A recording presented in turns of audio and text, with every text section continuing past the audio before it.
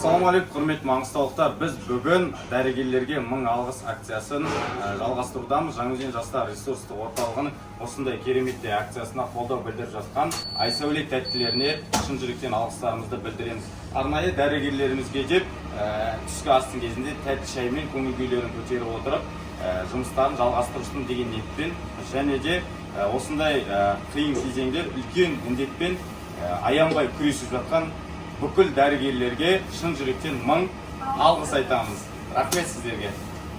Біз сіздермен біргеміз.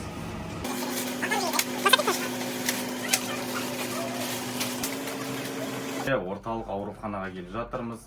Қазіргі таңда осы індетпен күресіп аянбай еңбек етіп жатырған дәрігерлерге шын жүректен алғысымызды білдіріп, Айсәуле тәттілерін ұсынбақпыз. Жаңаөзен жастар ресурстық орталығының атынан сіздерге шын жүректен алғыс білдіреміз. Тек қана бастысы дендеріңіз сау, отбасыларыңыз аман болсын.